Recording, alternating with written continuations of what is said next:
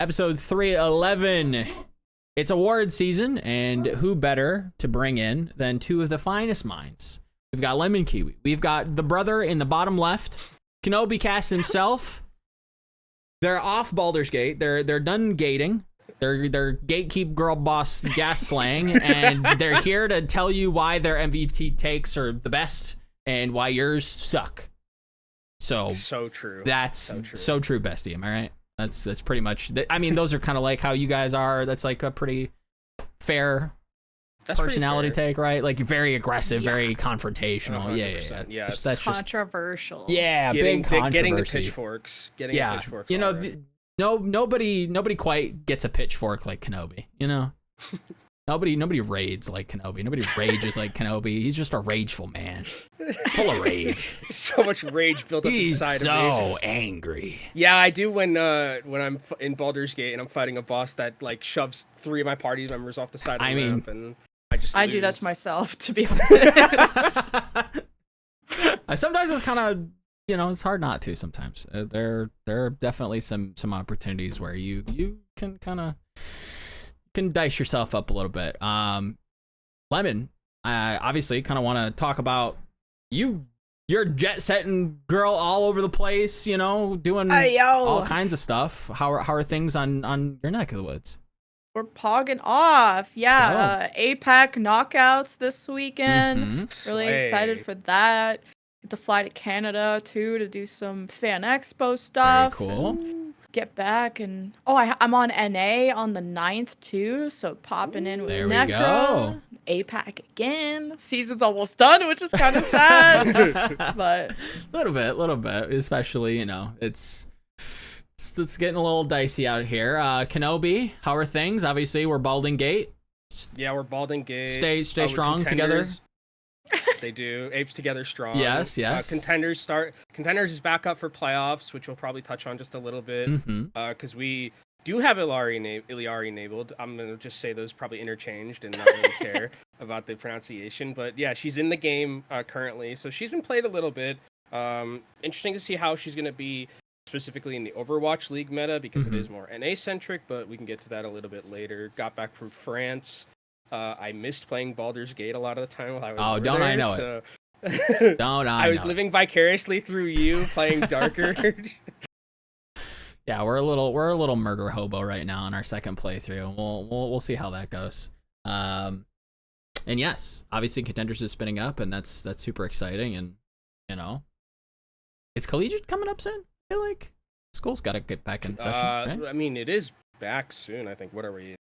I mean, it's end of. Oh my God, it's end of August. Holy fuck. It is weird to say. The year's halfway gone. When am I? Oh my God. Yeah, that's golly. Yeah, I guess it is coming up soon.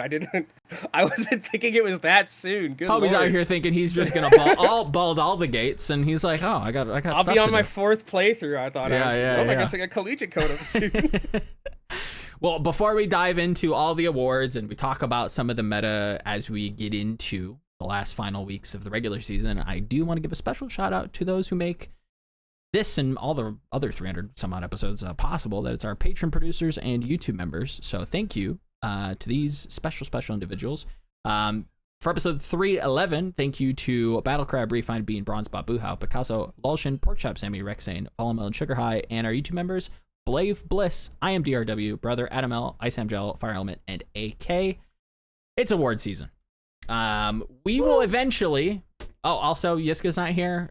I figured maybe we could just get through that without bringing his name up, like he's that bad wizard from that one wizard. Shall not be named. Yeah, exactly. What do you mean? I'm right here. Oh my God, it's me, Yiska. I have all the opinion, and the names of the German is the correct ones. And it's okay. I have a giant water jug, so I'm about to this throughout the podcast. The Autobahn has delivered me the water and the Frankenfurters. He's off being a jet setter himself. He's off at Gamescom doing all kinds. He's at Gamescom. Yes, he is testing the German to games, and he will probably hear this and not be very happy with me. But that's okay. We'll deal with that as it comes. And once he's back, we'll probably do our own little Crouchies. We'll do our fun little awards, and we'll figure that out. But the actual awards, the awards that actually matter, as much as maybe we laugh at people like Kareev who win awards from hitting 2 sleep darts. Hey, I'm just calling it how I sees it at this point. That's my okay? role star, That's bro. my role star. Homie played DPS for half a season, hit 2 sleep darts, and the community's like, that's my support right there. That's my guy. That's our That's guy. That's my guy. That's our guy. That's my right of death. Did you know any other flex support that had like 2 insane sleep darts? No. Checkmate Atheist. Yep. Get Marketplace. Actually. Obviously, the big talking point is MVP. There shocking. feels like there are some pretty polarizing takes. It makes it feel like there's another choice. I would like to think there's another choice. And maybe I can head this up if, we're not completely ready there. But, for MVP, every year it feels like there is kind of like a front leader, like a front runner, let's say. And there are just some other people who, make some cases. You could argue otherwise. And this year it feels like it's pretty clearly 2 people out of this ballot. That's, Stalker, Lip, Someone, Shu, Fielder, Zest, Violet, Fearless, Skewed, and Merit. Now, there's some names on there for the regular season MVP. Again, that's the award we're kind of talking about here. There are a couple names there that definitely raise some eyebrows, but we're gonna kind of start with Kenobi. When you saw the ballot, what were your initial thoughts? Was there kind of an obvious front runner? Was there a couple names that you were like, I don't know if they should even be here? Was there names you felt like that were snubbed? What was the first kind of take? I mean, I think the biggest kind of the thing is the list for the most part is fine. I think 10 is quite a bit in terms of the nominations, right? I think usually in traditional sports when MVP is voted on, mm-hmm. it's like you have a top 5 usually kind of sure. That's set in stone. Granted, there's a lot more content, I would say, in Overwatch to be able to there's different roles and stuff and different metas that could change that, wherein if it's basketball, it kind of stays the same throughout the entirety of the season, so it's much more consistent. The list is fine. I think Alpha Yi not being there, I would question, because if we're talking whenever we have these discussions about most valuable player, right? I think you could talk to 100 different people. They're all going to have different ideas of what that means. Is it the most literal, where it's the most valuable player in the most literal sense, where it's mm-hmm. the value of that player, or is it just someone who's very good, et cetera, et cetera? Sure. I think Merit is one that I would kind of I would raise my eyebrow at. I would probably mm-hmm. swap him for Alpha Yi. I think Twilight would probably be someone who I also would maybe sneak in there if the problem with him was that he didn't play for a lot of the early season. Right. And because we only have 16 games a season, there's not really a lot of time to make your case. But for the most part, I think this was all pretty standard, right? I think you have the Atlanta players who are in there deserving to be. The Florida players, besides, I think Merit is one who I would maybe not have there. Mm-hmm. Jen can probably speak more to the APAC list than I can. But I think I think it's very much a 2-horse race right now, potentially 3. And that 2-horse race is very contentious, and it's weird how contentious it is with the 2 people. Sure. It is, because I feel like it's Lip versus Someone at this point. Someone has a lot of fans, right? And I think that I've been a Someone, stock truther, believer, just call it what it is. Me and Hurix have been Someone stands for a very long time, mm-hmm. and I would love nothing more than for Someone to win MVP. If he wins MVP, I wouldn't be I wouldn't be mm-hmm. terribly upset about that. But I just don't know with how good Lip has been. Sure. This season in a Sombra meta where he's the best Sombra and he concussed an entire ecosystem into thinking that they can play Sombra as well as he can mm-hmm. and as well as Atlanta can. He's been the meta for I would argue probably most of the season. It's been him mm-hmm. because all of the teams have been trying to catch up to that Sombra playstyle and they haven't been able. Just straight up, it's been Atlanta. If you've you gunned ahead, fate of the universe on the line. You need your 2023 Iguodala pick. Oh, Lip. I mean, it's Lip. Yeah. Okay. Yeah, all right. I don't need to think too hard about it. I mean, fair play. Lemon, is there anybody that you feel like in APAC that should have maybe been represented? Somebody in our community did kind of point out that there are only 4 teams actually represented on the list. So is there anybody else that you feel like needs a shout? I just think this whole system I'm gonna be careful with my words. I would like a different system. It's very diplomatic. The fact that there's tank, DPS, support are just 3 different roles. We can all agree on that. Oh, yeah. Why are we clumping them all into an MVP role? The contribution that a support does versus a tank versus a DPS are not easily observed in a kill feed by your average person. Like, yes, I know the nominations are coming from internal, like people that know the game. This isn't just completely fan picked, but I'm begging to Christ, can we get a tank MVP, DPS MVP, support MVP? I'm so tired of supports being underrated, and I know there's not a lot of tanks, so then like you obviously have to adjust the number of nominations there or what have you. But there's just so much underrepresentation of supports, first off. Second of all, we have 2 different regions, and I know the skill level, everyone can argue about the skill levels, the whatever, how APAC and NA have clashed, whatever. I'm obviously going to be biased. I cast a lot of APAC. Sure. But, like, I also think the different regions should have their own MVPs. They've competed against each other, and, like, they should be separate. Like, maybe less nominees for APAC because there's less teams, less competition, whatever. But I felt like APAC was just so completely underrepresented. To go down to actually answer your question, Zest I think is an incredible player. I just think that's a lot of recency bias too, because he's performed better as of late. Right. Skewed, like I'll full admit I'm not very good at analyzing supports because as a play-by-play, I'm focusing on who shooty, who killy. That's my job, you know.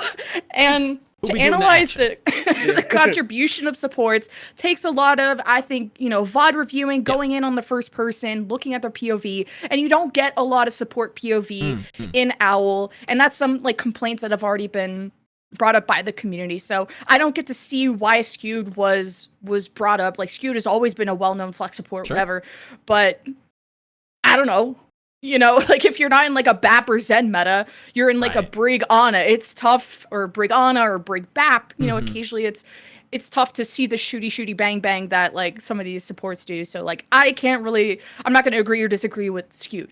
Zez, I'm not going to be the type of bitch who's like, I don't think this player should be on MVP. Okay, like that's so mean. Like I like that. Like somebody believes this guy's good enough. I ain't going to be the one bitch who's nah. So no, fuck that guy in particular. What I do think why this list is a little bit recent biased is that there's just nobody from Guangzhou Charge. Okay. I was a huge fan. I thought Choicing1 was the number 1 player in APAC. Yep. And I'll stand by that. So all you Junbin fans 69s or whoever that are going to argue with me about that, I actually tweeted out like a fairly lukewarm, like, I think Choicing1 and Jimmy should have been on this list. Okay. We don't say Jimmy fucks for no reason. Like, the fact that we've been saying this all season, we're like, oh, but he doesn't fuck enough to be an MVP. Yeah. Like, okay, then, like, can we make up our minds then? But Choicing1 absolutely deserved it. I know the Sombra meta, people say kind of like messed up Jimmy or whatever. I still think that Guangzhou didn't really play to the Sombra meta. They played the Hanzo Tracer, which was what they were known for. So the Sombra discussion, I don't even think too much applies to them. But because they kind of imploded, it took all of their players' names out of the discussion, which I think is so unfair when I felt like they performed all extremely well through like 70% of the season, or I don't know if that percentage is accurate, and I was a big fan of Piggy too, and I'm sad that he left. That crushed me, and it crushed, Guangzhou Charge in the same way, to be honest. So to not have Choicing1, I think Piggy, maybe that's a hot take, but I think he performed really well too. All of Guangzhou Charge impressed me, and just the fact that we have two APAC nominations coming from the number 1 team, like the recent number 1 team, like Guangzhou was like competing for that. Like Spark looked good too. Guangzou's got the skin. They got the skin for being. They got Lifter Zarya, right? Zarya skin, Muscle Mommy Zarya representation. And then to go on Kenobi's point too, like I agree with the Twilight. Like if I would have had a support MVP nomination, Chio Twilight would be easy throws to put up there. And I think that they're just not going to be nominated because you got to have at least 70 DPS in here who's shooty bang bang. The someone nomination, if I had to pick an MVP, I would go for him. I think that's a guy who like grew so much as a player, and when I casted him like long ago, it was Winston was his shtick. He was the best Winston, but what else? And then he kind of grew into this Reinhardt, and he grew into these other heroes, and he grew into a player that is the most valuable on his team. I don't think Florida would be anywhere near where they are right now without someone. Yeah. And to the point where all of his teammates are vouching for him. I actually just linked in our group chat the fact that Merritt, an MVP nominee on his team, says he wants someone to win. You got RuPaul tweeting out like this giant vouch of someone like lifts the team and, in so many more words. To the point where like, if he doesn't win MVP, I hope that he gets like the Dennis Hawelka award. And I maybe don't know people like super personally behind the scenes, but just like how much someone has been vouched as like a good person, someone who lifts the team and seems like a generally like a positive community person. Yeah. I hope that he's in the running for that, if not MVP. 100%. I think he's a great personality. I mean, I don't think there's anyone that I would consider to be as like personal as someone, even going back to last year with all the dancing and stuff, this year, I mean, just being all that happy-go-lucky every time. Even the intervieds, I think at Mid-Season Madness, they were really He has great interviews. He's great. He is a fantastic personality, and also a fantastic player. And I think that the honestly, the Jen, I think's point was great, where it's like, I think at this point, maybe like having 3 different like MVPs wouldn't be like a terrible thing, because I think it gets rid of this idea that like, comparing roles is very difficult already, right? I think it takes a lot of work, like Jen was mentioning, to like see how valuable a support is, because it just, and if you're just like watching it on Overwatch League, you don't see necessarily everything. I mean, we're casters, and we don't, sometimes we don't see everything either. It's very hard for us to kind of see the support minutiae. Like, are you hitting your Briggy to whip shots, right? Like, we're not going to know what the rate is of that. That's something you have to go in the mud and look for. But like, compared to like what we usually see a lot of the times in like the kill feed, where it's like it is a lot of DPS, right? And I think that with the 2 front runners that we have, I know people are talking about like maybe like throwing in Fearless, throwing in Violet. I think it's very clearly a 2-horse race with someone in Lip. They do both very different things that are incredibly valuable. I think that's the biggest thing is like, when you are measuring the value of each of those players, it is very close, because, and it's not comparable, because they do very different things, right? They do incredibly different things. If you don't have someone on Florida isn't not able to play the way that they want to play because of the versatility of his hero picks. But if Atlanta doesn't have Lip, he doesn't concuss an entire region into playing Sombra, and is just far and away the best Sombra. Like, no, I don't think anyone touched Lip in terms of how Sombra was played. And if you kind of like measure that, it's incomparable. You can't measure those 2 things against each other, so it makes it very difficult to like have an open discussion about like what is the most valuable aspect, because they both are incredibly valuable. It's just like at that point, like it comes down to a personal definition, which I guess is what it always will come down to in terms of MVP voting and stuff like that. But then if we could be like, because I bet if it was just like, if we went down the list and we're like, okay, DPS MVP, it's Lip, it's just not even close. And then if you went tank MVP, it's someone, it's not even close. And then, support, you can make arguments for like Violet, for Chio and Fielder. I think that it becomes a little bit more contentious there. But like, I don't hate the idea of like, I actually think it would be really cool to see what it would look like if we did have 3 separate MVPs based on the role. Because like in like other esports, like League, for instance, like it's kind of a little bit more obvious like how good a player is in like an individual setting, because, and like in basketball too, right? I think that's another thing that if we want to talk about like other things that are 5v5, you can tell like when someone is just far and away the best player on the Rift or on the court. In Overwatch, with how hectic it is, it's very difficult to do that without getting into like the nitty gritty of it, and the general community just isn't going to do that.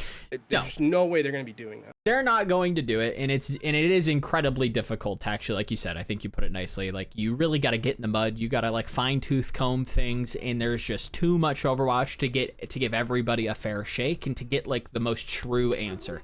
So as much as it is a little bit of a kind of a washy, like, we want to have like a big award to give somebody to like make them feel special. We want to like celebrate excellence.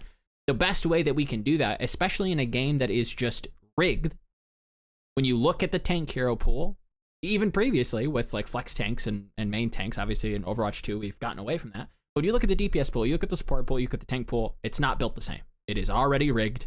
If somebody can come out like, you know, like past previous winners, you know, you look at like somebody like Flutta, you look at somebody like Leave, that can kind of be given this resource of playing this wide DPS pool and kind of like showcase how valuable that can be across a given meta. Like, yeah, of course they're going to win. Like, they can really kind of showcase what they're capable of and what their team's allowing them to do. You can't really do the same with supports and tanks. You just can't. It's just how the way the game's built. So I would definitely be a backer of that change, you know, of like Lemon saying, like changing the way that MVPs work. It feels a little bad, but I think it solves everybody's purpose. It better clearly defines what we mean. It better clearly represents we don't have to like the roles. we don't have to have the same argument we've been having for the last like 4 seasons. Like this would like, I think season 1 was like obvious, right? I think everyone kind of knew Jonak was going to win. I think season 2, everyone knew Sinatra was going to like.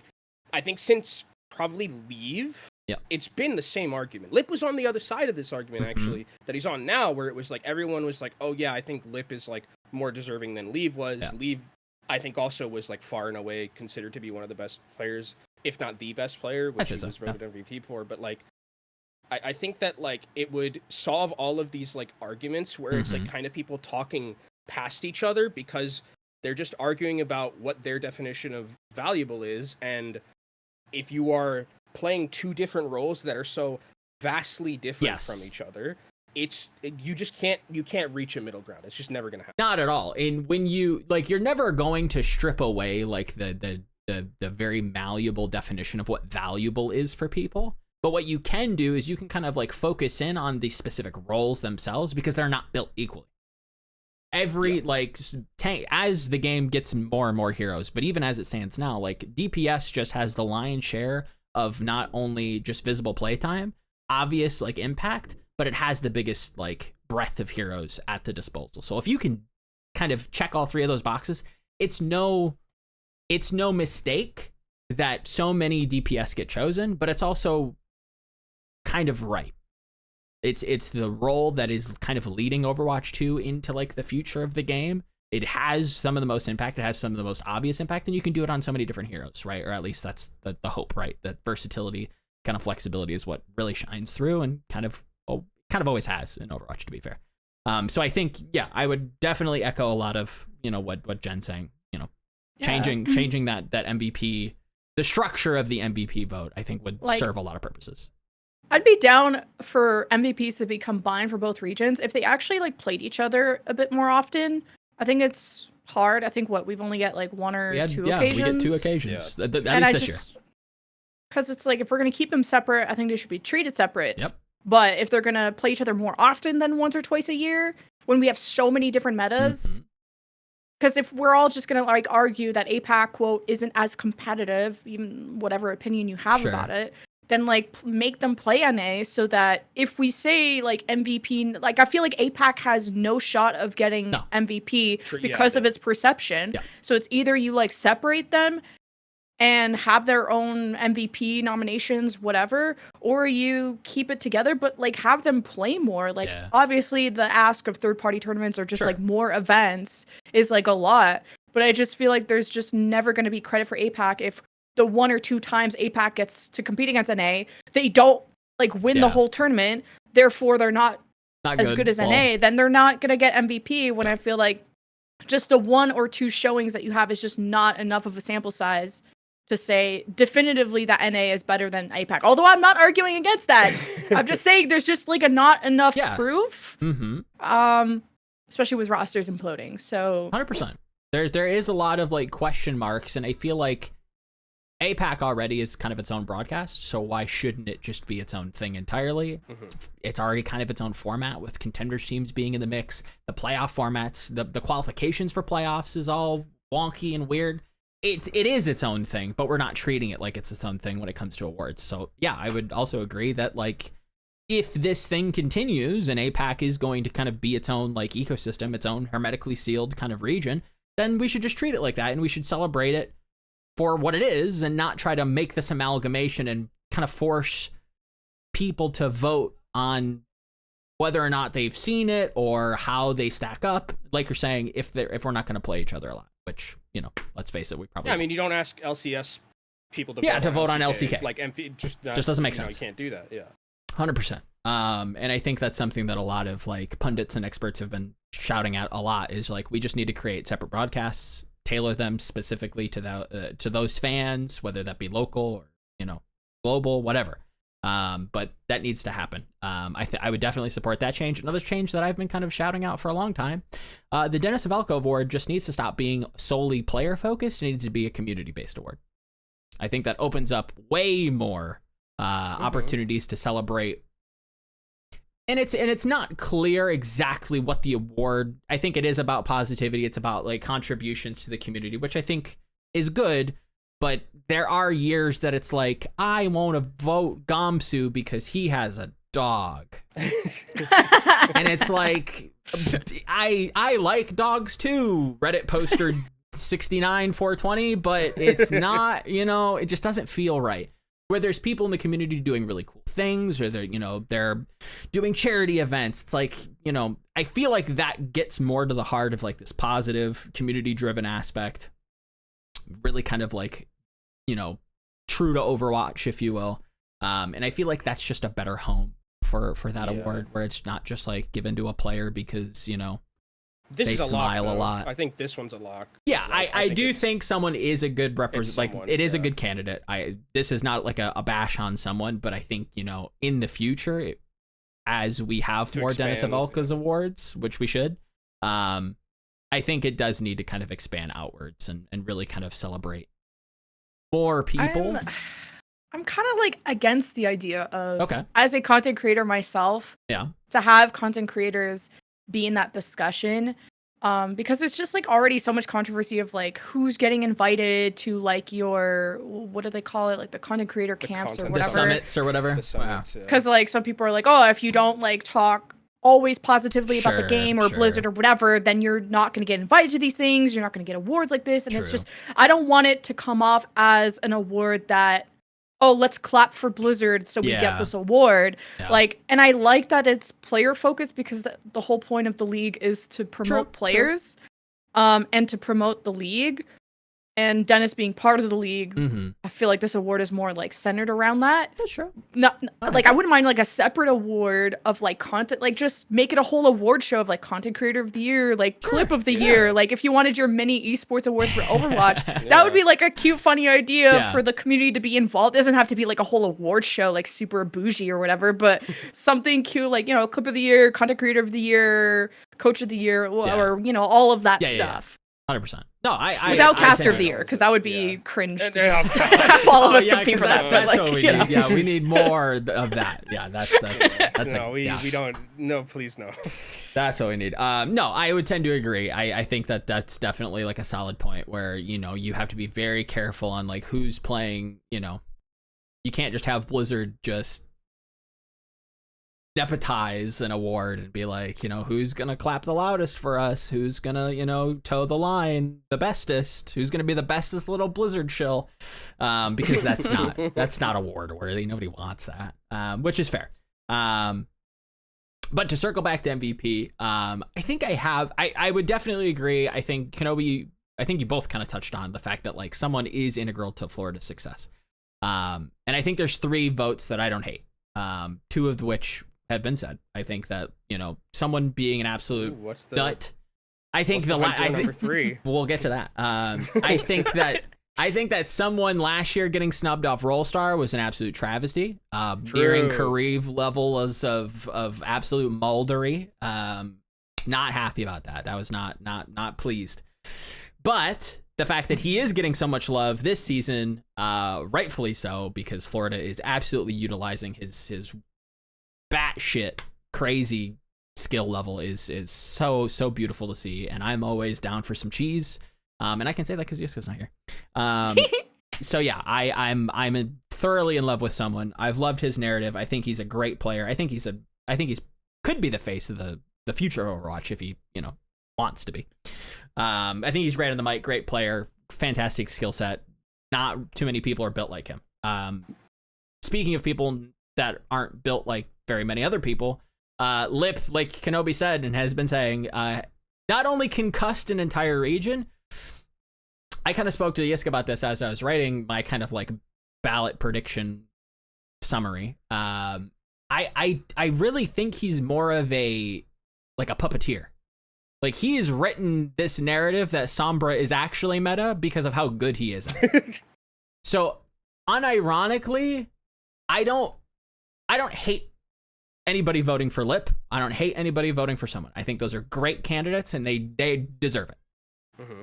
For me, I don't know if I can, in good faith, vote for somebody who is incredibly good at Sombra, but only played Sombra the entire season, but was so good at it that he literally just beat an entire region over the head with it, and we're too stupid to be like, this goats thing is kind of hard. Maybe we should try something else. Well, it's not. It's not the entire. It's not the entire region. It's the ecosystem. The entire competitive ecosystem. Sure. Trickled down all the way. Like, I'm watching Contenders Korea play Sombra when they can't just clearly can't. It's not even possible for them to do. I'm right? sorry, I'm just gonna say. I mean, like the bottom tier teams of like Contenders Korea were like playing it, and it had to do almost exclusively, I guarantee, with like Lip's presence, because Lip was just that good, and everybody was like doing the thing that like happens a lot, where it's like, we just have to. Gotta play what's good. I'm gonna use a league word, but it's like, we have to just draft what like the best teams are doing. If the picks. If the other picks are so good, why aren't they playing it? But like, Kenobi, if Faker plays it, then I should play it, right? Yeah, I'm built like Faker. Which is like what I think is really salient about the point that Jen made was like about the Guangzhou Charge. They didn't play Sombra. Nope. Like, they played Tracer Hanzo, which I think was like fit their playstyle, fit their DPS, and then you look at Hangzhou Spark, who, I mean, miraculously I think made midseason madness. But I'm watching Shy play Sombra and being terrible at it. Yeah. Like, he was not very good at Sombra when you could have easily just played like Tracer. You could have played Tracer Hanzo and been probably just as successful. But it's because of the fact that they're just like, hey, Lip is on the other side of the planet fucking playing Sombra. Everyone else is playing Sombra. We got to play it. Yeah. We can't play it nearly as well as, like, we just can't pilot the composition nearly as well. So I think for Lip, it's just like, it wasn't just the region. It's the entirety of Overwatch. Like, look, I think that if Lip doesn't win this award, I think he has a great future as a social experiment TikToker. I think he can be great on the YouTubes, with the Zoomers. He can just manipulate all kinds of people. He might even just join a pyramid scheme for all I care, because homie can sell something. He can MLM his pants off, because I agree. And Yiska kind of put this in my head. He's like, I don't know if Sombra is meta if Lip doesn't exist. And I'm like, you know what? I think you're fucking right. Because like you're saying, Kenobi, everybody played it, and everybody's kind of still playing it to some degree. I've still got scars from Houston running Monkey Sombra on circuit, even though like whatever. And yeah, no, I think those two, you can't go wrong. You want to vote that way, I think that's fine. I feel a certain way voting for a tank. I've been on this soapbox for a long time. That's like the shit's rigged. DPS are just too overly represented. It's too obvious to see their impact. And they can kind of... Woo! The kill feed does go burr, but it goes burr for a reason. And they just do more, if that makes sense. Where it's like, I think someone is probably the closest we're really going to get for a long time for anybody outside of DPS kind of like contesting. Where it's like supports, you're kind of locked into like one or two picks. That's it. In a game like Overwatch, when you look at the DPS and you look how like varied the DPS picks can be, even Merit playing Reaper, Sojourn, Ashe, all kinds of different picks. Are they like the most sexy? Not really. But it's like Reaper certainly isn't. I mean, definitely right. But it does showcase more, and I think that we are selecting DPS at like a higher rate for a reason, because they just kind of are better. In some ways, right? There are reasons why tank players are tank players, the way that they control space, their kind of spatial awareness is very strong. Like, there are skill sets that we pick from. 4 supports, and 4 tanks. But for DPS, like, they tend to just be insane Overwatch players, and we're starting to see that in support and tank categories, but it's pretty rare. DPS feel like have like just this slew of just talented players. They're in the spotlight. They're not only just in the spotlight, but like they kind of live in it. They're really, really attracted to it. So when it comes to that third pick, if it isn't just like a one trick that is literally one tricked an entire region into one tricking, and if it's not the flexible tank player, I think for me it has to be the most flexible DPS player that still is an absolute stud, that is an all-star. And for me, that's Stalker. That's gonna, if I had a vote, which I don't believe I do. Blizzard can fill me in if I do, but I don't think I do. One. I don't really care to have one, to be honest. But I really do think Stalker is my pick. I think that it has to be a DPS player in my mind. The demand on DPS is just far too high. And he kind of has risen to the occasion. I think Lip is a difficult giant to beat because there is no comparison. My hang up is that it's just one hero. And that's just not... That's not his fault, though. It's not his fault, but none of this is anybody's fault. That's the difficulty of it all, and that's why I agree with Jen so much, because it's not fair to really anybody to just be like, well, this guy's just too good, and he only... Basically, his team kind of asked him to play one hero the entire season, and they won off of it. It's like, well, does that mean he gets robbed of an MVP? Not to some people. To me, I would say it sucks that that's the case, but... Yeah, I don't really care to see an MVP go to exactly one player doing one thing extremely well. I'd much rather give it to someone, even if it's just a little bit of DPS fatigue at that point, and it's just like, this tank player is insane. He's great for the game. He's an absolute stud. Had a great season. Did more than anybody else because his team also allowed him to. But is that fair? Like, none of this is fair. None of this is fair that, like, there's absolutely no shot that APAC gets any kind of, like, deep run in this kind of bracket.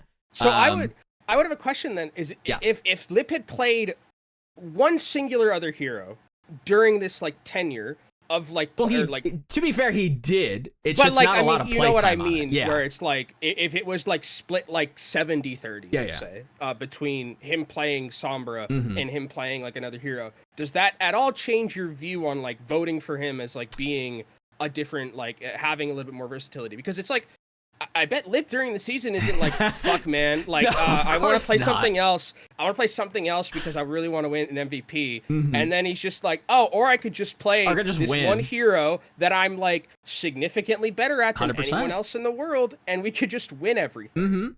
I think out of all the one tricks, though, that you can have, Sombra seems like the most difficult one to learn, because it's not just shooty and then a super forgivable cooldown. I think the timing of your translocate is very important. How you place your translocate, how you EMP, how you, like, the whole tempo around Sombra, I think is very difficult to master. So although I don't, like, love one hero wonders, I still think if it ain't broke, don't fix it. It's not like he's a one trick and they're losing, because then it's like, okay, don't give it to him at all. But like, they haven't really been forced to not do that. So, and that's I don't blame them. I don't blame Atlanta at all. I don't blame Lip in the slightest. And it's like, none of that's his fault. It's the same thing with, like, Fearless, where it's like, can we give it to Fearless over someone because he's just the best Winston? And the more it's not close. The more we talk about it, it's like the more I really just want the 3 role MVPs that Jen was mentioning, because I fucking hate that, like, the idea that, like, Lip's lack of not even lack of hero pool, because we know he can play other things. But that's the thing, is we're judging it off of just this year. Yeah, and it like, he's very good at, like, last year his Sojourn was, like, nutty, right? Shanghai was very good. You could say one of the best, like one of the best. And then, like, but, like, okay, and then like people are comparing, like, I've seen a lot of discourse where it's like, oh yeah, but, like, someone has the hero pool because someone had to play other things, right? Lip didn't have to play anything else. Wasn't asked. Who so asked? It shouldn't be like a detriment to leave. Yes, yeah. But people are gonna weaponize the fact that, like, someone had to, like, play, like, a lot of different things in his hero pool, which is great. But also, if we just had the 3 different MVPs for each role, at least this discussion's a little bit easier. This discussion's so much easier because tank role hero pool is way different than like DPS hero pool. It isn't fair. None of this is fair the way that it's set up. And the more, like you're saying, the more that we're talking about it, the more I'm like, yeah, we just need to change it. Because like I'm getting to the point where it's like malicious. I'm so on compliant. board for this.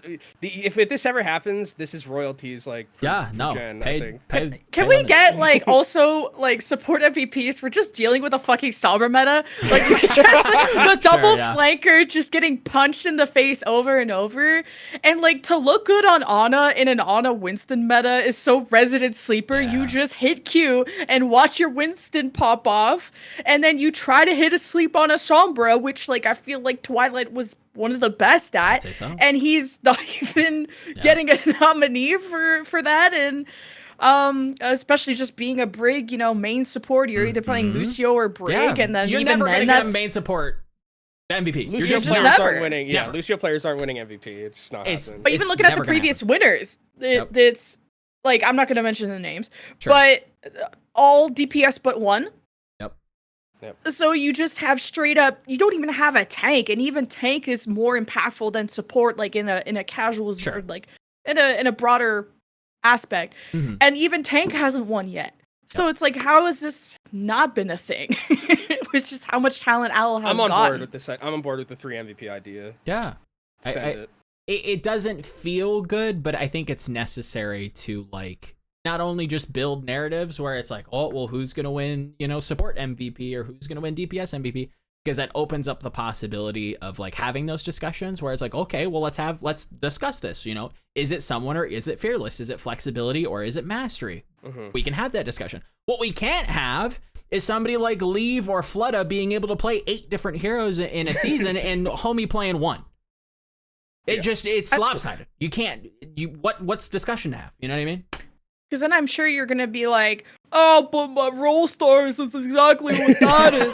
But, like, can we just not make Roll Stars, like, a budget MVP, like, award? Just have the MVPs for the separate roles and have, like, Roll Stars be, like, an All-Stars match like you would have for baseball where, like, the best players of each team get invited, you mix them up, and it's, like, a fun All-Stars event. It's not meant to be serious, but it is supposed to, like, demonstrate the best players of all the teams and to showcase them a bit better in a different environment where maybe they're not being held back by their shitty team. Troy, I'm looking at or you, their region, or whatever. Alfie about to be Roll Star. Ben Worst out here trying to support him. Ain't happening, bro. Like we gotta get him Twilight. We need to get him Fielder. Like get this boy some help. So I would just like Roll Stars to just be an all-star match where it's just like it's an honor to be put in that, but it's not an award. Yeah. And I don't think it's considered an award, but just in case people are trying to be like Roll Stars are basically MVP role awards. I don't want to hear that. I too hear the call of the Timmies in the YouTube chats. I think it's the same. Speaking of the Timmies, I need to. You said a word that like triggered something. The word narrative needs to be like I need everyone to stop Which with narrative this do you word like? because I think that like going back to last year, I think that like everyone was like, oh man, Proper's gonna win MVP because of the narrative that happened before the season. People are doing that with Lip this season when like it's like, oh, Lip's just gonna win because of the narrative. But like, what does that mean? That's what I'm saying is that like people throw that word around because like the community and most likely the casters are hyping up these players. Which fun fact, it's our fucking job, by the way. Like that's what we're supposed to be doing. And then like people are like, oh, but it's the narrative that's gonna win them this. No, if Lip wins MVP, Lip is winning MVP because he's the fucking best Sombra in the world. And like I said, concussed an entire ecosystem to play Sombra.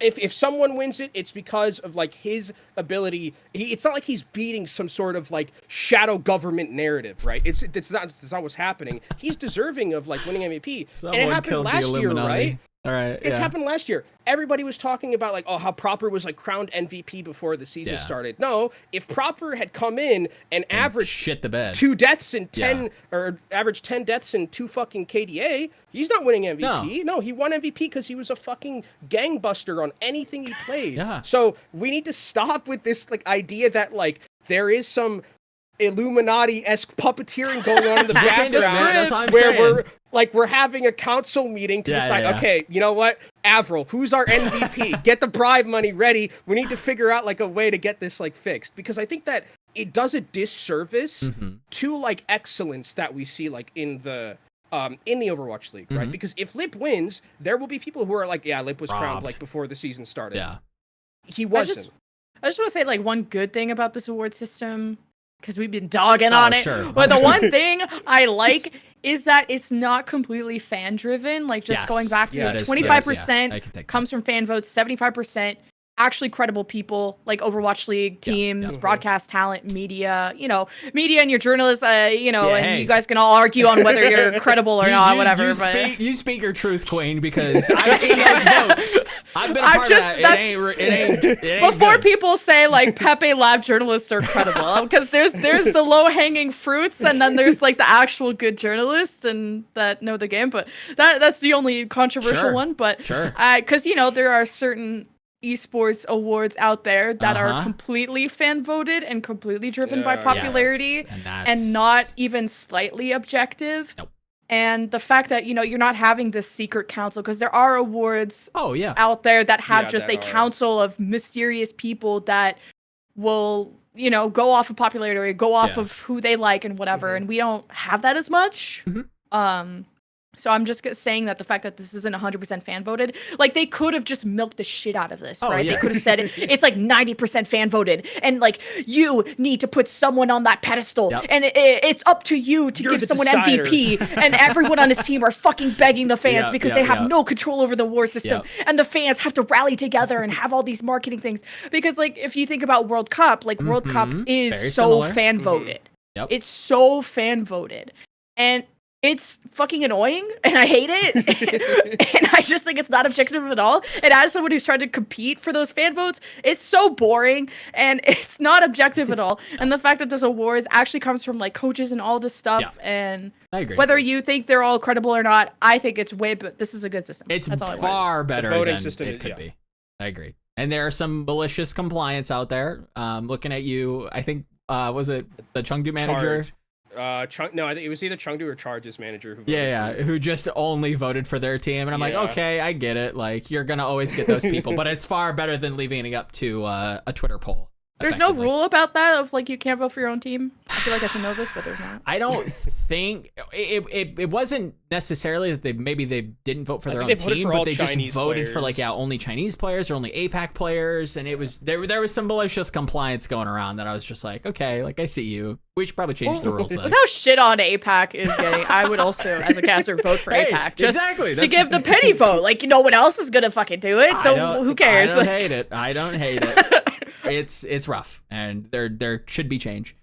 100%. We did kind of talk about Rollstar. We're not going to be able to talk about Grand Finals MVP because spoiler, Timmy's the Grand Finals hasn't happened yet. So weird. We can't talk about an award given to somebody who we don't know if Atlantis. No, the shadow government's already preparing. Sorry. Let me get Avril on speed dial, and we'll get Spectre on the phone, and we'll figure out who's supposed to be in the finals, and we'll just wax lyrically about it.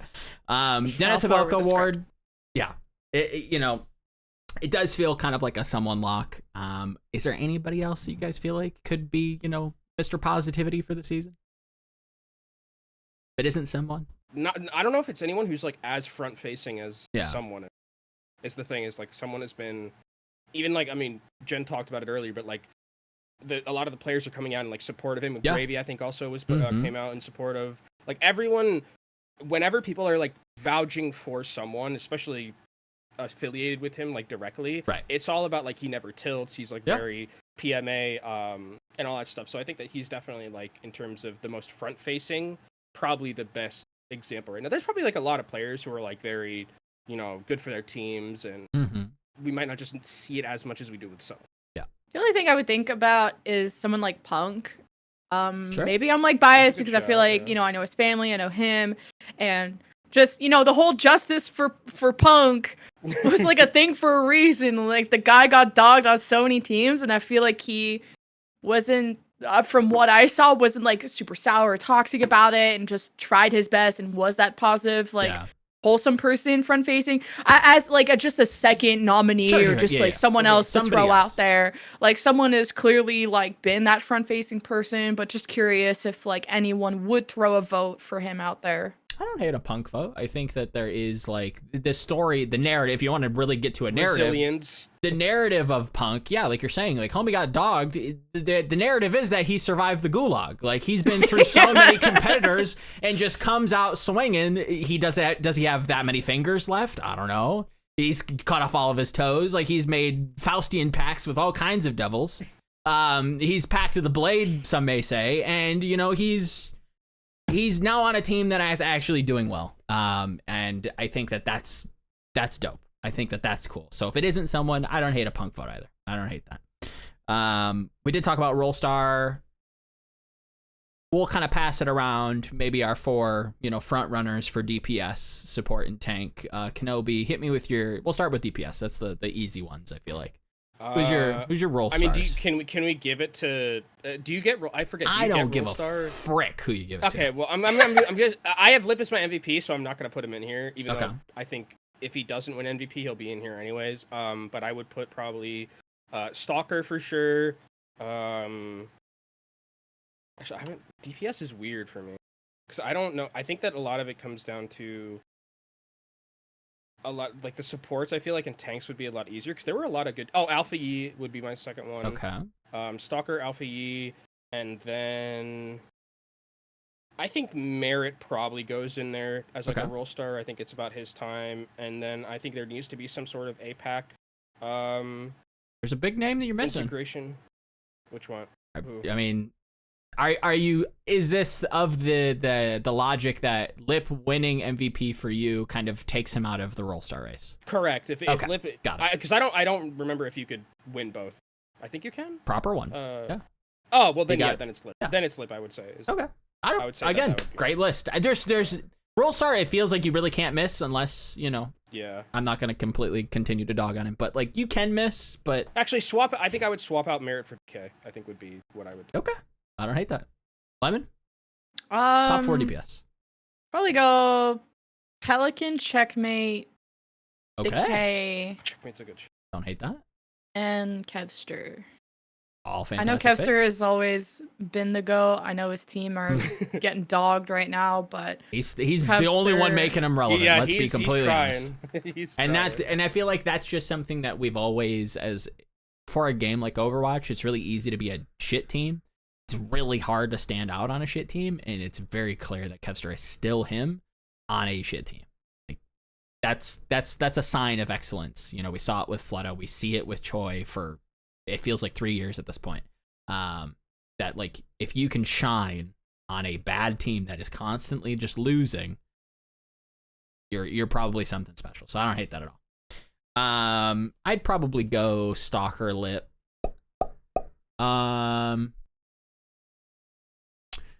like without the MVP, so I'm just saying this out of MVP voting stuff. That's fair. Give me Stalker, Lip. I like a Choi. I think he deserves it. I think he had like a great start to the season. I don't necessarily blame him for Charge's implosion. And I have to wager that he's probably still competitive. RIP Stats Lab. I can't really fact check that, but I believe it. Hell yeah, he is. I'd say so. He's MVP in my heart, so I didn't put him for Rollstar because he already won MVP in my brain. Exactly. So. There you go. See, Choi on my list as well. Fair. Honorary third. Maybe he ties, right? We've had that in the past. And then I think Alpha Yi, would probably be rounding out my fourth.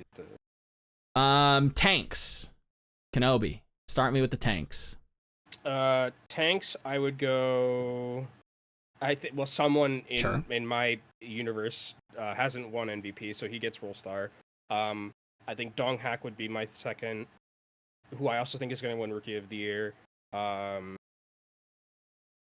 going to be very biased here and say Gusha, and then Smurf. Are biased. You shameless little shill. Listen, they were the best. They were the best APAC team in mid-season madness. So, and I mean, you can't necessarily be mad in a Winston meta. So exactly right. Like you should be able to be called the best player in the world if the meta literally locked you into playing one hero the entire season, right? Like that's okay. I I don't hate the idea of referring to Lip as the best player of the season because he not only concussed a region, like you said, but like he got to play his best hero the entire season. Yeah, he's the best. If I didn't have Chinese like Overwatch bias, I would switch Gusha for Fearless, but I'm sticking with. I don't hate Fearless either. Lemon, any detracting opinions? I like Mag a lot. I think like out of 8, if I had to put it like a tank APAC, APAC Flexible. tank out there, Mag definitely out there. Only I feel like more credit should be given to like a Hawk too. I feel like Hawk has been underrated. Like just fun people that I'd like to see play in an all-star match. Sure. Okay. So looking at it through that lens, I got it. Oh, okay. Yeah, just to throw it out of just maybe not number one in everyone's eyes, like your Lip stalker or whatever. But I'm thinking about just people who aren't going to be in your MVP nominees, but would be fun in an all-star match to watch. Like Hawk, Mag. I'm trying to look through this list. That's like, okay, this is going to be the most Omega cope, but I loved watching Tuyu before he got on Vegas. Yeah. Before he got on Vegas. Yes.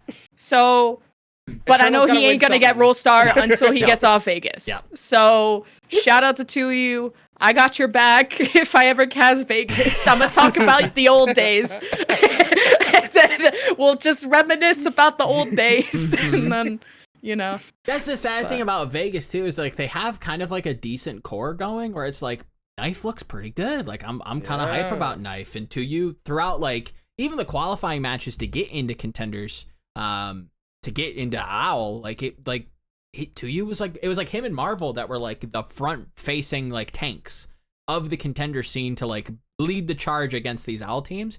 And I'm gonna keep it a buck, like it wasn't close. There was them two, and it's like I don't know what Shanghai's doing. They need to pick them up.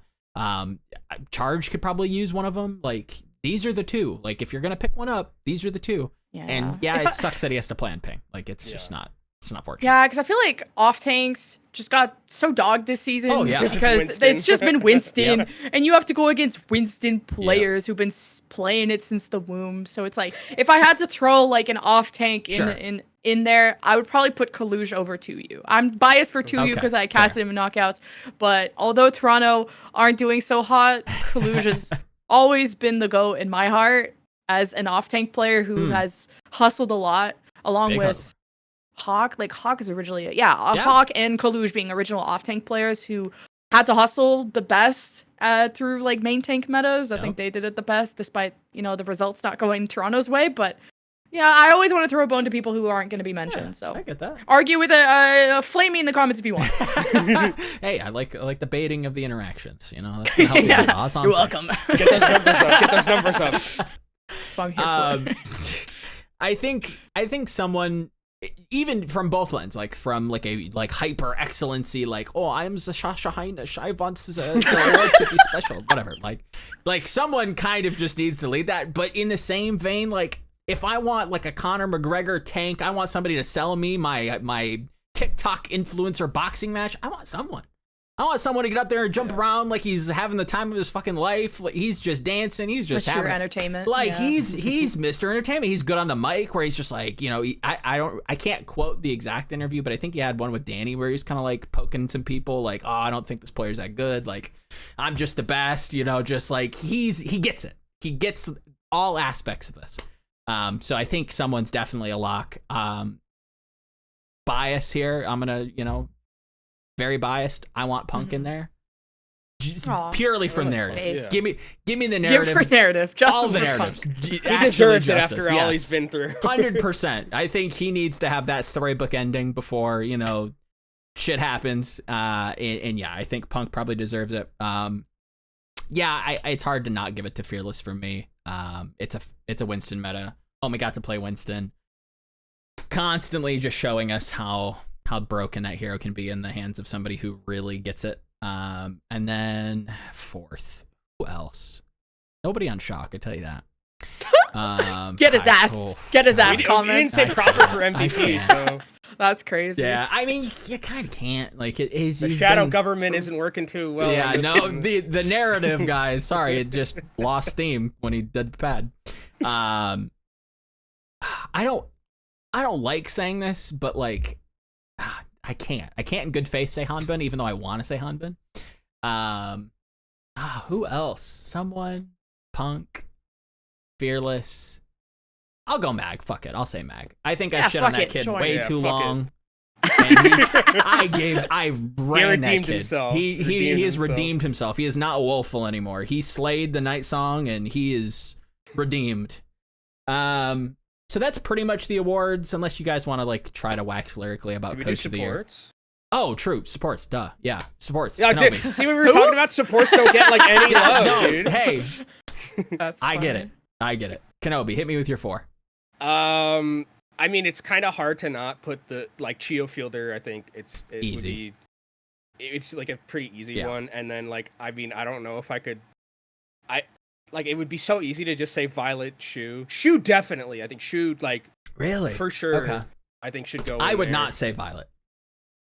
I mean, it would be personally. like easy to just be like Violet could just be. Sure, I think he could be. I don't think he's had like a good enough season. And then and then Twilight. I think it has to. I think Twilight. Yeah, easy pick. Even the limited scope that we saw from him, it still was like there. I don't know if there was anyone playing Ana as well as he was. Like, I mean, he was just absolutely. There's a lot of really good picks at support right now that It's like really... you can't hate. Like, you want to say Twilight, fantastic. The times that we did see him, he was absolutely fucking gangbusters. Lemon, you're 4. Twilight. Next Beige. question. Twilight. And Twilight. Yeah. I just don't think there's an Ana in the league quite like him that made Sombra scared. Sure. And with limited scope, Pepe Lav, I don't care. I only see Twilight in my eyes. Only eyes for Twilight. Yeah. And out of like Lucio players, like Chio Sure. was my favorite, although it's tough to give love to Lucios. Not because they don't deserve it, but it's again a lot of you have to be like an aggro Lucio and like one that wall rides and pews Alala and boops people and is like all up in their shit. And just Lee Jigon. Just say who you're thinking of. It's Lee Jigon. If you're not Lee Jigon, you're feeding. Okay. It's just like it's tough. And that's why I think they deserve their own thing. But every time I casted supports, like he was the one that was the most noticeable.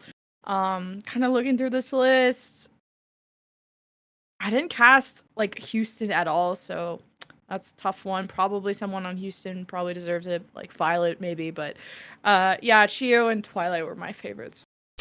I like them. I'd say I definitely put Violet up there, or not Violet, I'm sorry, Twilight. I think he's an absolute stud, probably one of the better, I'd probably say the best, not the best, but one of the best, Mount Rushmore-esque players that we've ever seen in the league, playing since 2016.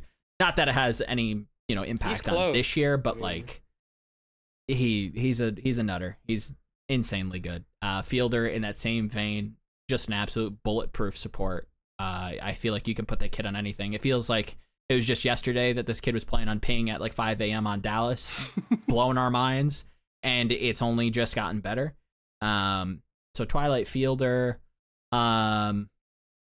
I'll say Skewed. I think he has been a huge playmaker. It is difficult for all the Timmies. Yes, I understand. It is difficult to kind of like judge APAC talent. But from the limited stats that we have seen from the player impact model that Winston's Lab has provided, it is pretty clear that he's, outperforming some of his peers out there, and I think that's worth mentioning. Chio feels like a gimme. I hate the fact that I have to pick a Lucio main, so I'm not going to. Give me Rupel. Okay. Oh, like fuck Rupel. It, yeah. Yeah. I think from the start of the year with the Pro-Am, absolutely clutching out MVP of the Pro-Am. Exactly, right? Like hasn't really missed a beat since then. I think like his peers have like really kind of like come online as the season's progressed. But I think that like he's had an absolutely fantastic fucking year and deserves, I'd like to see a little trophy next to that boy's name. I think he deserves it. Do we have any opinions on Coach of the Year? Anybody feel strongly?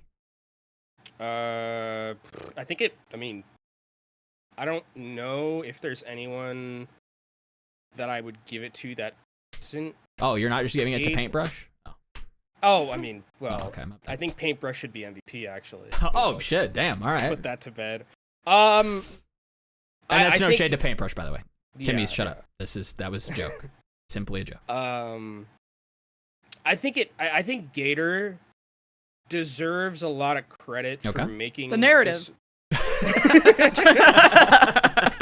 But like it's very clear that like Gator has a good mind for the game. Sure. Like when you watch like the videos that he does, like the side content he does for Atlanta, like he's understanding. And like there were questions about this roster, specifically the integration of Hawk. I think was like something that was a question of like, you know, how is Hawk going to integrate into a roster where he's the only English speaker, right? And Gator has managed relatively easily kind of the Donghack and Hawk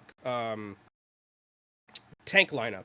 I think he also probably deserves some credit for Donghack's rise to being as good as he is, because Donghack comes into this league as a ball player, right? Like last time I saw Donghack playing, he was like a ball one trick. And he like comes in, he's very good at Winston. I have to imagine that some of that is off the basis of what Gator is doing, being a main tank player himself, probably had some like help in that regard. And I think Donghack is probably, I would say, front runner for Rookie of the Year because of how well he's been playing so far. It's like him. We didn't have many rookies regardless. It's like him, Sugar Free. I think Spectra towards the back end of the season is like that's gonna hurt him. But because he wasn't there for the whole season, I mean, he was there like earlier and like on a Contenders team, and I don't know if that like it would be I think weird it should to count. See if that would. I think it'll count, but like I think. Oh dang it! I didn't think of that. I want to go back and maliciously comply and give all the awards to Contenders teams because that's funny. But anyways, yes, continue. But yeah, I think Gator would be a very good option here. I think also I wouldn't hate like giving it to Gunba, but like I wouldn't hate giving it to Gunba. I wish this is what I wish the Coach of the Year would change to Staff of the Year, because I think there are people who like deserve outside of the just the coach, right? Like last year, I think Christopher was like a great person to pick for Coach of the Year, but also I would have loved to have had Nuki get like some sort of credit for that as well. Like being like the staff. So the staff and like all the backroom, because I think that it's not just usually the coach, right? I think there's a lot of people who do help. But I think I would probably give it to like Gunba and Gravy. Gator would be like my two front runners, I think, at the current moment. I don't hate that. Don't hate that. Lemon, any votes? I've really struggled with this because it's none of our fucking business. Like it's the players that should be voting for this. That's so true. It's like how like because I obviously have a vote, unfortunately, I know, and I'm like, how do I know if your team is winning? You must be doing a good job, right? And then everyone is like, all the Owl Tower are like, praise be Christopher from London, and I'm like, okay, how do we evaluate this from like someone who has no idea how coaching works / what they actually like have done?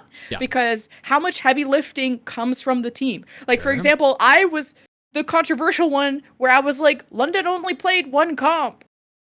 How much is this just the players playing their best heroes? How much do you have to coach that?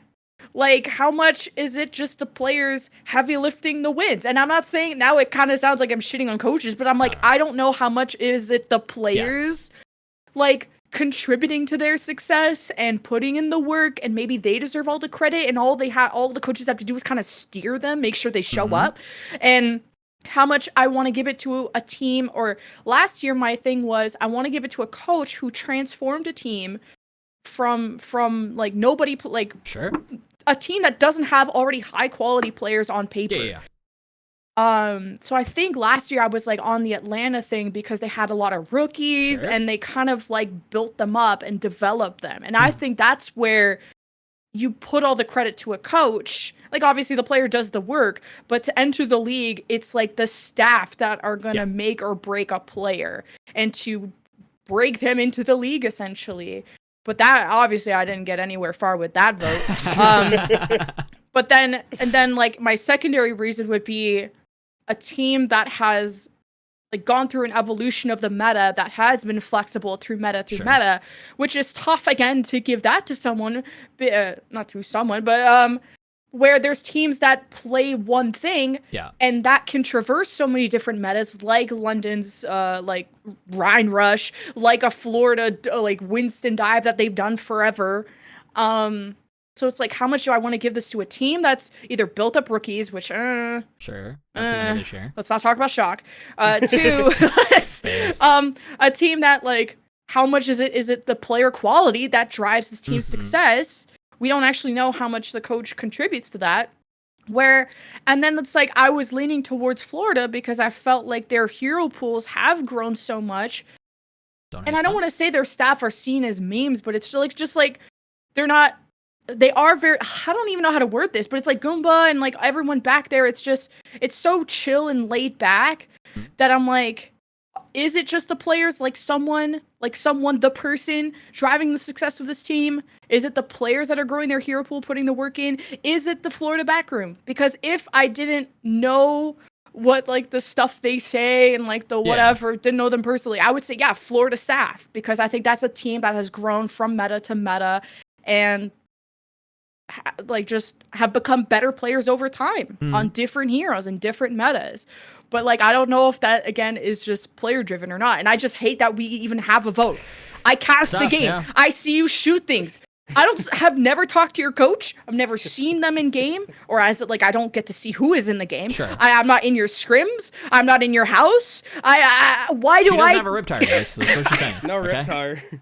I have no rip tire. Why do I have an opinion on someone I have never spoken to and have ever seen work? Yeah. Like, player votes make sense because I've at least casted like 50% of your games. And even then, that's a stretch because I haven't casted NA. I've casted like a handful of NA games, and I apparently have a vote for that. You know, even then, that's a stretch, right? Sure. And casters get to see players play, but we don't get to see what the work you do in scrims, the VOD review, the self review, like all of this. Even then, it's tough for casters to get a vote on players. Although, you know, we actually do get to see the work there. But coaches, we don't. It's purely results based. So I think the coach of the year is obviously going to go to whoever's team is the best that year and has produced the best results. When, like, what about all the coaches that are trying to turn around like dog shit teams right now, or coaches that are like probably doubling the amount of hours of everyone else to build up rookies, or to work with certain difficult players, or have very difficult teams to work on, or have like mixed language systems that have a way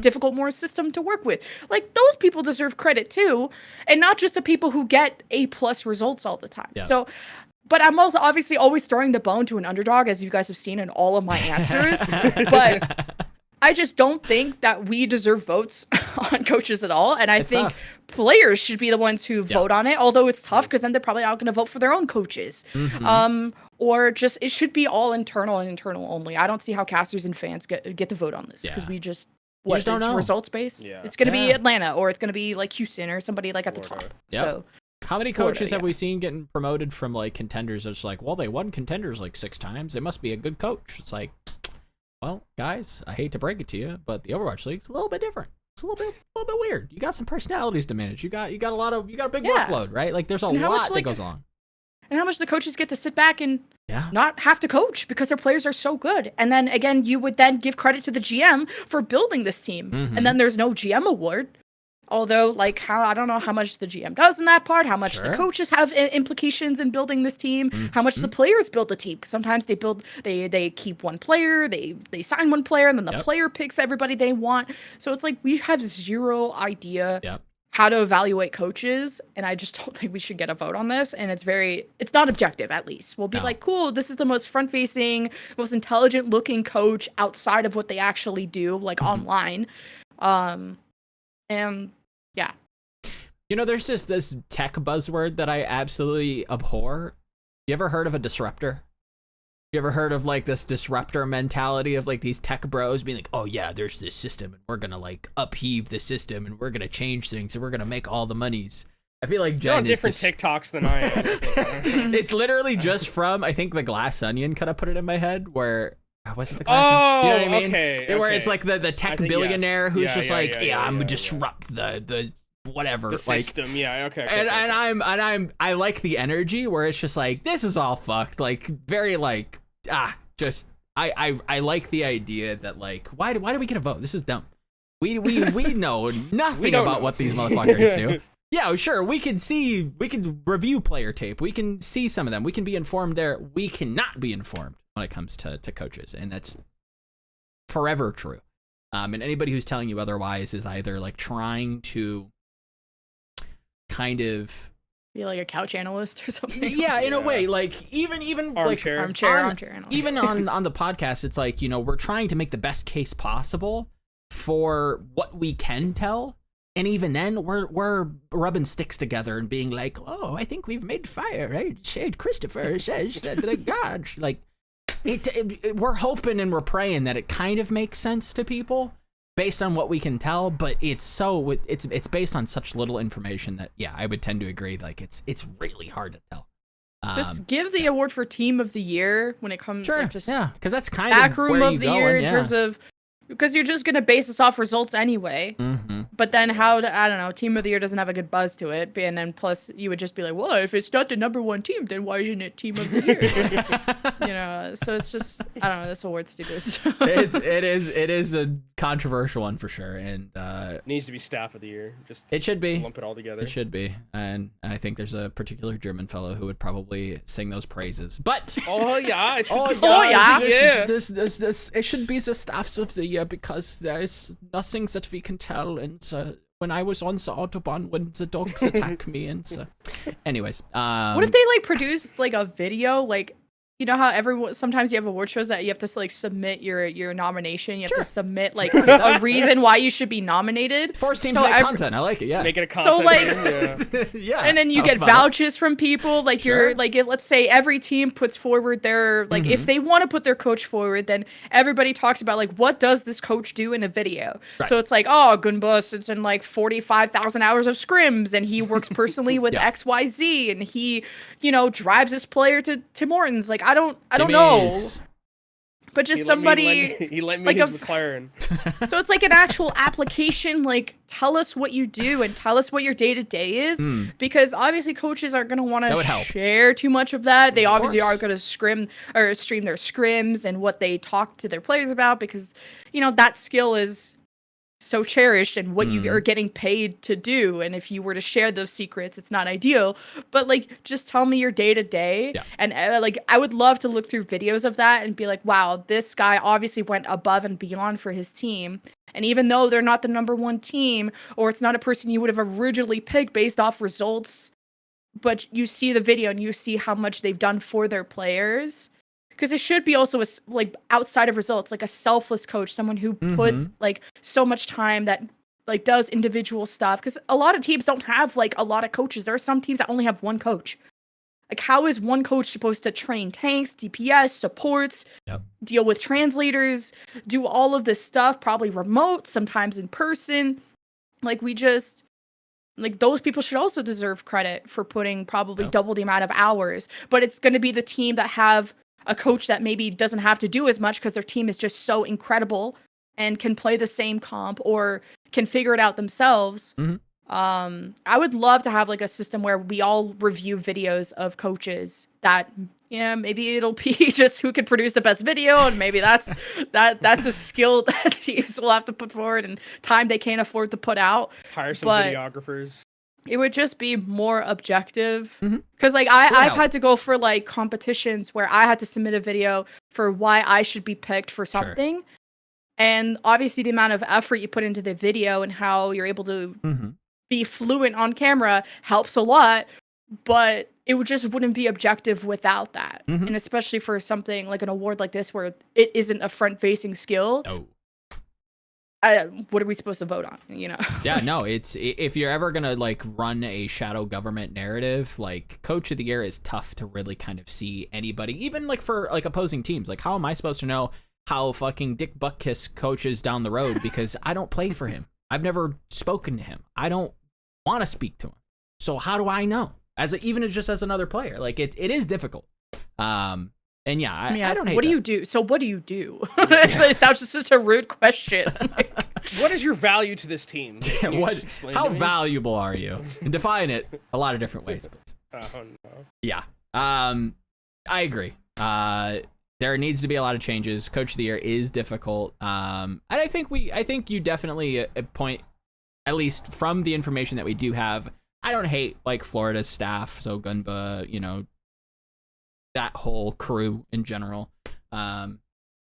probably deserve, a good, pat on the butt. I think that, Atlanta to some degree, they are doing well, success bias, whatever.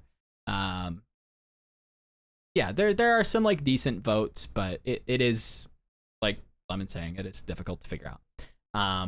And as we kind of wind down, I do kind of want to give you guys at least a little bit of time to tell us what you're doing next, what's coming up. Kenobi, let's head your way first. What's going on with Tendies? What's coming up? What are we doing? Tendies Final Four will be, depending on when this goes live, but regardless, it'll be. Does Merrywell just win again? I don't know. Actually, they're in the losers bracket. Oh, I think one of the things about NA this year is that there's a lot of there's a lot of parody narrative. Haha. If you want to talk about a narrative, Maryville actually lost.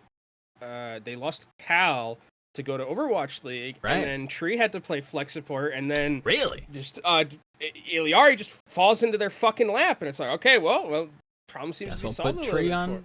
Yeah. I am really excited for this meta, though.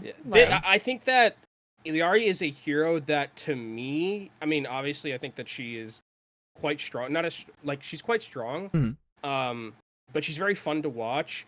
Orisa's not that fun to watch for me necessarily, but watching the Terra Sun combo, which is Terra Surge into Captive Sun, is fucking hilarious. I love that. It looks so great.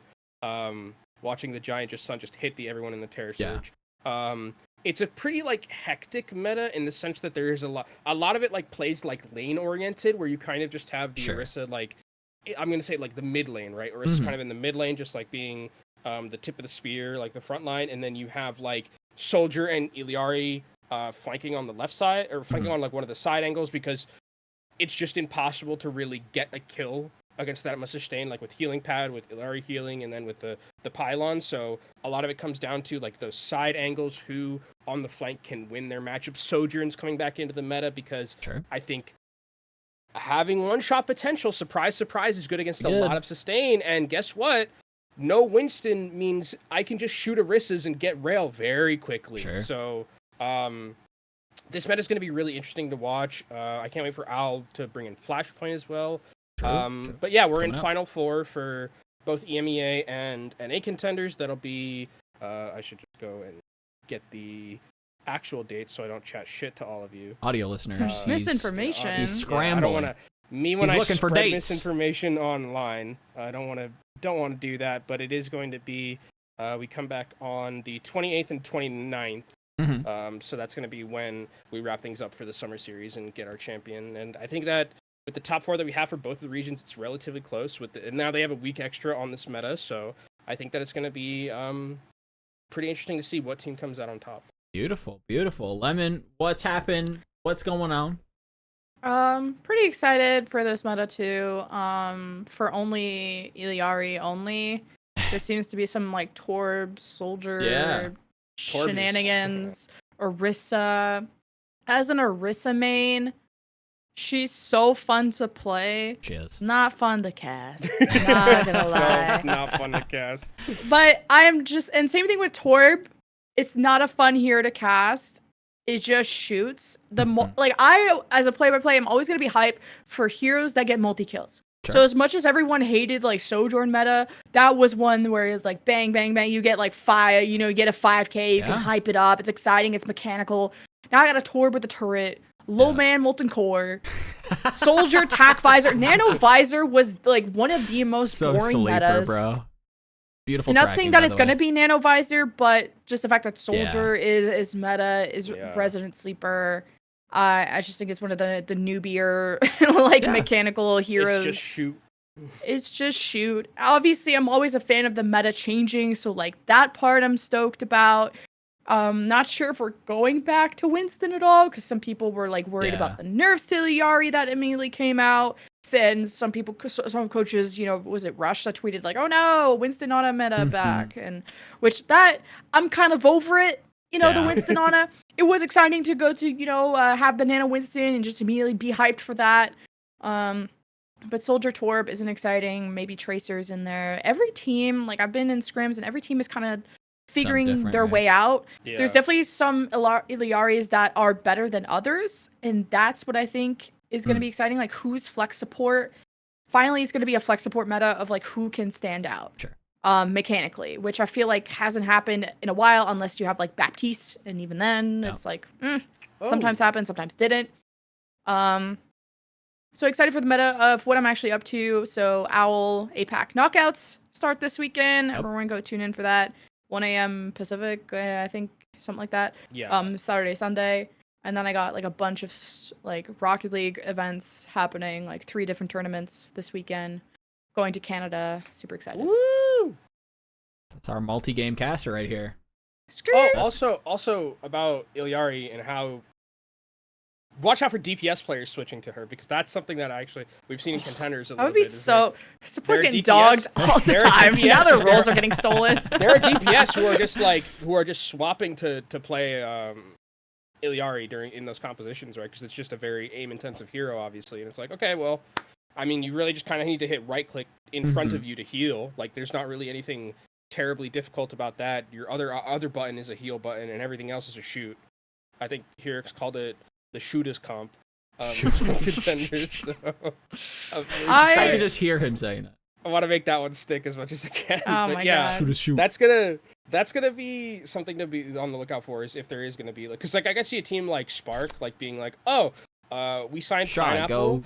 Sure, go play Illari, and it's like, okay, well, sure, why not? Mm-hmm. I haven't seen that in scrims yet. I've only watched a very limited number of teams and very limited. And Illari isn't exactly sticking with every single team either.